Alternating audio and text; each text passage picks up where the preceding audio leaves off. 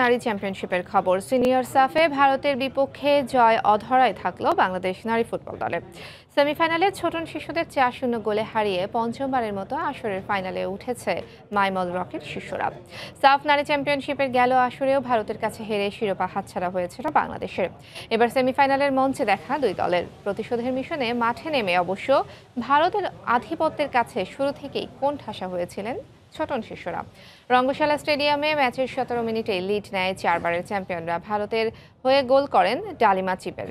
৩ minute পরেই সমতায় ফেরার সুযোগ এসেছিল বাংলাদেশের, কিন্তু সহজ সুযোগ নষ্ট করেন স্বপ্না। উল্টো ২২ মিনিটে ইন্দুমতির গোলে ২-০ এগিয়ে যায় মাইমাল রকের শিষ্যরা। ৩১ মিনিটে আবারও ভারতীয় গোলরক্ষকের দৃঢ়তায় নিশ্চিত সুযোগ হারান সাবিনা। ৩৭ মিনিটে ছোটন শিষ্যদের হতাশা আরও বাড়িয়ে দেন ইন্দুমতি। দুর্দান্ত গোলে ৩-০ ব্যবধানে এগিয়ে যায় ভারত। বিরতির পর গোলের চেষ্টা করে কোনো কুল কিনারা পায়নি বাংলাদেশ। যোগ করার সময়ে ভারতের হয়ে চতুর্থ গোল করেন মনীষা। দারুণ জয়ে ফাইনাল নিশ্চিত হয় তাদের।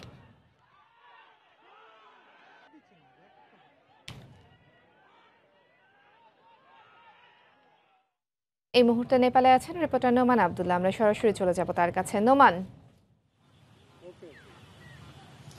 অপল, আপনি নিশ্চয়ই এর মধ্যে জেনেছেন যে বাংলাদেশ আরো একবার বাংলাদেশের কিন্তু সেমিফাইনালে যাত্রা থেমেছে।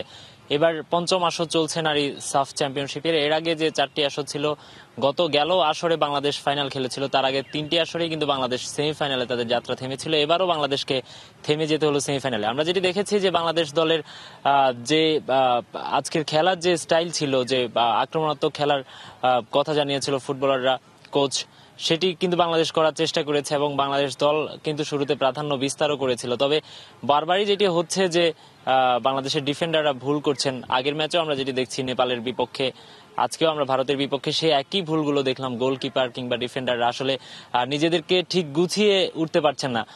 কোচ পরবর্তীতে ম্যাচের পরবর্তীতে যেটি বলছিলেন যে আসলে এই দলটি অনেকটা তরুণ হওয়া এবং বয়স পর্যায়ের বেশিরভাগ ফুটবলারকে দিয়ে এই একাদশটা, জাতীয় দলের যে একাদশটি সাজানো হয়েছে, এসবের কারণেই আসলে বাংলাদেশের যে ডিফেন্ডাররা আছেন তারা আসলে ঠিকমতো গুছিয়ে উঠতে পারছেন না। একই ব্যাপার হচ্ছে গোলকিপারের ক্ষেত্রেও। তিনিও অনূর্ধ্ব 18 দলের ফুটবলার, তিনি বারবারই ভুল করছেন। আজকে আমরা শুরুর যে গোলটি দেখেছি সেটিও গোলকিপারের ভুল ছিল। পরবর্তী যে দ্বিতীয় যে গোলটি দেখেছি সেটিও ডিফেন্ডারদের ভুল। তৃতীয় গোলটি ভারতের অনেকটা তাদের নিজেদের গোছানো আক্রমণ ছিল, কিন্তু চতুর্থ গোলটিও আমরা আবার দেখেছি বাংলাদেশের ডিফেন্ডারদের ভুল। অর্থাৎ যে গোলগুলো বাংলাদেশ হজম করতে হচ্ছে বারবারই, সেটি বাংলাদেশের ডিফেন্ডারদের ভুলে হচ্ছে। এবং আরেকটি ব্যাপার আমরা দেখেছি যে বাংলাদেশ কিন্তু আজকে বেশ কিছু আক্রমণও করেছে। শুরুতে বাংলাদেশ বেশ কিছু আক্রমণ করেছিল।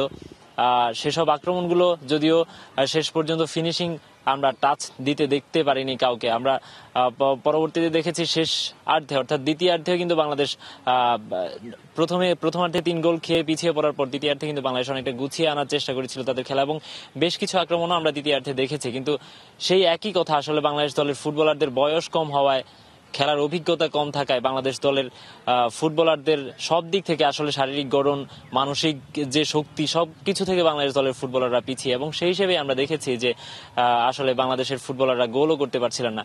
বারবারই আমরা একজনের কথা বলছিলাম যে নেপালের বিপক্ষে ম্যাচেও যেটি হচ্ছিল, ভুটানের সঙ্গে বাংলাদেশের প্রথম দিন যেটি জয়ের ম্যাচ ছিল, সেই ম্যাচেও যেটি হয়েছিল যে স্বপ্না, যিনি 10 নম্বর বাংলাদেশের 10 নম্বর জার্সি পরিহিত ফুটবলার, যিনি বাংলাদেশের দলের মূল স্ট্রাইকার, তিনি কিন্তু বারবারই আসলে গোল করতে ব্যর্থ হচ্ছেন। একই বেশ কিছু সহজ সুযোগ তিনি নষ্ট করছেন।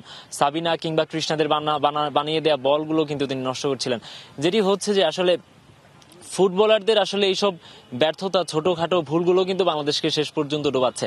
আর এই বিষয়ে বলে রাখি যে ভারত কিন্তু, আপনি জানেন যে এর আগে 4বারেরই যেহেতু চ্যাম্পিয়ন ভারত, এবং সেই হিসেবে বাংলাদেশ দল অনেকটা মানসিকভাবে পিছিয়ে ছিলেন বলে আমরা মনে করছি।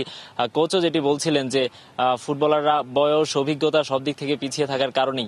তবে বারবার যেটি কোচ বলছিলেন যে এই দলটিকে নিয়েই তারা স্বপ্ন দেখেন এবং সেটি যদি এই দলটিকে যদি সময় দেওয়া হয়, সেক্ষেত্রে তারা হয়তোবা পরবর্তীতে ভালো কিছু করতে পারবে বলে আমরা কোচ আশা করছেন। নেপাল এবং ভারত আগের প্রথম যে 3টি আসর ছিল, 3টি আসরেরই কিন্তু ফাইনালিস্ট দল তারা। মাঝখানে গেল আসরে বাংলাদেশ দল ফাইনাল খেলেছিল, তবে আরো একবার পঞ্চম আসরে এসে আবারও নেপাল এবং ভারত কিন্তু ফাইনাল খেলছে। এবং এখানে দেখার অপেক্ষা, আসলে নেপাল তাদের নিজেদের শক্তি সামর্থ্য দেখিয়েছে গত কয়েকটি ম্যাচে, ভারতও কিন্তু এখন পর্যন্ত আনবিটেন। তো সেই হিসেবে দেখার অপেক্ষা, আসলে ফাইনালটি জমে ওঠার অপেক্ষা এবং এখানকার দর্শকরা নিশ্চয়ই অপেক্ষা করছে একটি জমজমাট ফাইনাল দেখার।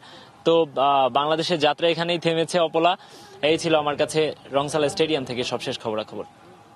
নেপাল থেকে সাফ নারী চ্যাম্পিয়নশিপের সবশেষ খবর জানাতে সরাসরি আমাদের সঙ্গে যোগ দিয়েছিলেন সহকর্মী নুমান আব্দুল্লাহ।